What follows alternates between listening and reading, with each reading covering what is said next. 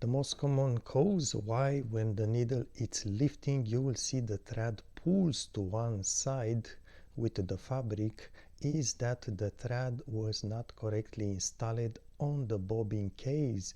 And you may think you did it right. Actually, there is two ways to place the thread in the bobbin case. I'm going to link you a video showing the correct way in the comment section. So check that video and make sure the thread is installed on a specific notch first when you pass it in the bobbin case.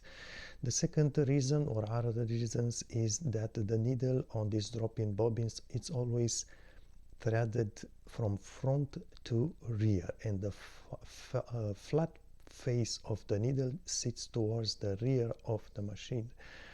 Another reason you will have that pull, and basically that pull to one side means the lower bobbin thread tension is too high. It's not necessarily the tension plate, it's just installing correctly the thread as well. So one test when this side pull happens is to lift the presser foot, remove the material, have the bobbin thread passed towards the rear of the machine, and simply just pull by hand on the bobbin thread. Just try to pull it just like the machine would pull it. It has to pull easily. If you feel resistance on the bobbin thread when pulling it towards the rear of the machine with the presser foot lifted and without fabric, it means there is a problem with the tension on the bobbin thread. Another reason you may want to check is when you pull on the bobbin thread, if you open the front plate, you should see the bobbin rotate counterclockwise. That is the correct rotation. Another reason I found is some plastic bobbins have rough edges. They are poorly manufactured. The edge feels like it cuts the thread, and the thread can get catch on the edges, or even the bobbin will not by itself rotate easily inside the bobbin case. Just make sure pass a finger on the bobbin edge surface. It has to be smooth and not sharp at places.